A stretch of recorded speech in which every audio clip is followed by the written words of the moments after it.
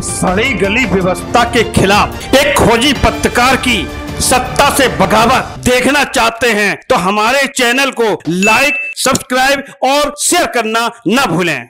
विगत दिनों स्वर कोकिला नाम से प्रसिद्ध लता मंगेशकर जी का निधन हो गया। ये देश के लिए अपूरणीय क्षति है। आइए हम लता जी के बारे में कुछ विस्तार से बताते हैं। आखिर लता जी कैसे स्वर कोकिला के रूप में प्रसिद्धि पाए। चलिए लता जी के जन्म से ही शुरुआत करते हैं। लता मंगेशकर जी का जन्म 28 सितंबर सन 1929 में हुआ था। इनका 6 दशकों का कार्यकाल उपलब्धियों से भरा पड़ा है। आपको एक खास बात बता दें, वर्ष 2001 में इन्हें भारत के सर्वोच्च नागरिक सम्मानित किया जा चुका है। हालांकि लता जी ने लगभग 30 से ज्यादा भाषाई फिल्मों में गैर फिल्मी गाने गाए हैं, लेकिन उनकी पहचान भारतीय सिनेमा में एक पार्श्व गायिका के रूप में रही है। अपनी बहन आशा भोसले के साथ लता जी का फिल्मी गायन में सबसे बड़ा योगदान रहा है।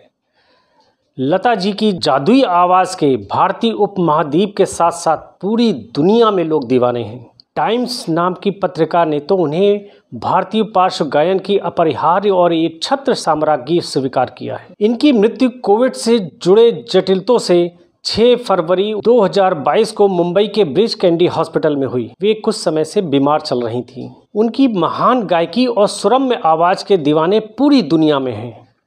प्यार से लोग उन्हें लता दीदी कह के पुकारते हैं। लता जी का जन्म एक कर्नाट ब्राह्मण दादा और गोमंतक मराठा दादी के परिवार में मध्य प्रदेश के इंदौर शहर में सबसे बड़ी बेटी के रूप में हुआ था। इनके पिता का नाम पंडित दीनानाथ मंगेशकर था। इनके पिता भी रंगमंच से जुड़े हुए थे और मंझे हुए कलाकार माने गए। हालांकि लता जी का जन्म इंदौर में हुआ था, लेकिन उनकी परवरिश महाराष्ट्र में हुई। वो बचपन से ही गायक बनना चाहती थीं। बचपन में कुंदन लाल सहगल की एक फिल्म चंडीदास देखकर उन्होंने कहा था कि वो बड़ी होकर सहगल से ही शादी करेंगी। पहली बार लता ने वसंत जोगलेकर द्वारा निर्देशित एक फिल्म कीर्ति हसाल के लिए गाया। उनके पिता नहीं चाहते थे कि लता फिल्मों के लिए गाए, इसलिए इस गाने को फिल्म से निकाल दिया गया। लेकिन उनकी प्रतिभा से वसंत जोगलेकर काफ़ी प्रभावित थे। पिता की मृत्यु के बाद लता को पैसों की बहुत किल्लत झेलनी पड़ी और काफ़ी संघर्ष करना पड़ा। उनके पिता की मृत्यु तब हुई थी जब वो 13 साल की थी। उन्हें अभिनय बहुत पसंद नहीं था, लेकिन पिता की असामयिक मृत्यु के कारण पैसों के लिए उन्हें कुछ हिंदी और मराठी फिल्मों में भी काम करना पड़ा। अभिनेत्री के रूप में उनकी पहली फिल्म पाहिली मंगला कौर 1942 में रिलीज़ हुई, जिसमें उन्होंने स्नेह प्रभा प्रधान की छोटी बहन की भूमिका निभाई। बाद में उन्होंने कई फिल्मों में अभिनय किया, जिनमें माझे बाल, चिमुकला संसार, गज भाऊ, बड़ी माँ, जीवन यात्रा, मांद, छत्रपति शिवाजी शामिल हैं। बड़ी माँ में लता ने नूरजहां के साथ अभिनय किया और उनकी छोटी बहन की भूमिका निभाई। और उनकी छोटी भूमिका में आशा भोसले थी। उन्होंने खुद की भूमिका के लिए गाने भी गाए हैं और आशा के लिए पार्श्व गायन भी किया है। वर्ष 1942 की बात करते हैं। ये वो दिन थे जब लता जी के पिता का देहांत हो गया था। उस वक्त इनकी आयु मात्र 13 वर्ष थी। दूसरी ओर अपने कैरियर की तलाश भी उन्हें थी।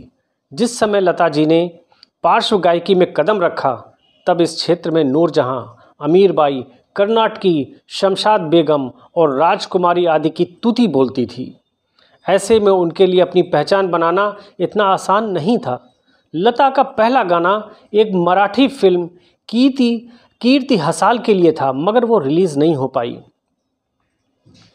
1945 ये वो दौर था कि आज़ादी के दिनों में जिस दिन संघर्ष चल रहा था, उस्ताद गुलाम हैदर अपनी आने वाली फिल्म के लिए लता को एक निर्माता के स्टूडियो में ले गए, जिसमें कामिनी कौशल मुख्य भूमिका निभा रही थीं।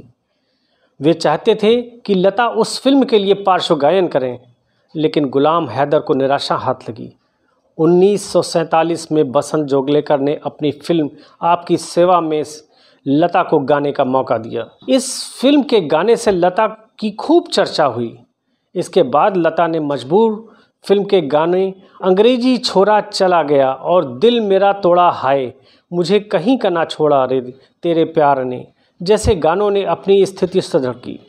हालांकि इसके बावजूद लता को उस खास हिट की भी अभी तलाश ही थी। 1949 लता को एक ऐसा मौका फिल्म महल के आएगा आने वाला गीत से मिला। इस गीत को उस समय की सबसे खूबसूरत और चर्चित अभिनेत्री मधुबाला पर फिल्माया गया था।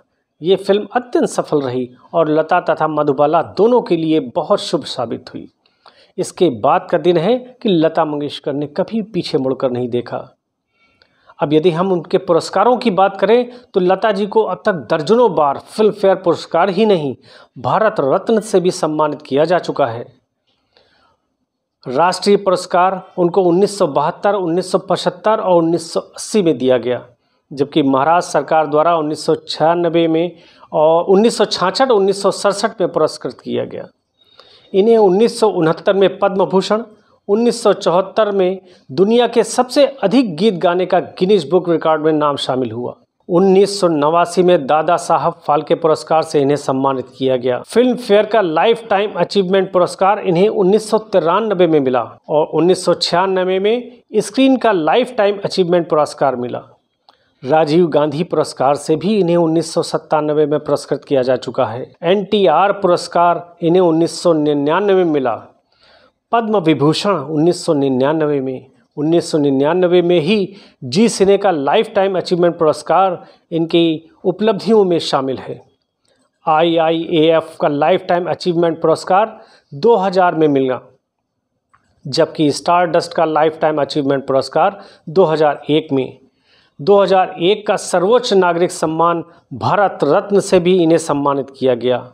नूरजहां पुरस्कार, महाराष्ट्र भूषण पुरस्कार जैसे सैकड़ों पुरस्कारों से इन्हें सम्मानित किया गया। लता जी की उपलब्धि जाहिर है कि भुलाए नहीं भूलेगी और उनकी मृत्यु के बाद ये एक हमें नहीं लगता कि इनके जैसा कोई गायक आगे भी कभी कोई पैदा होगा। लता जी को दृष्टांत परिवार की ओर से भावभीनी श्रद्धांजलि।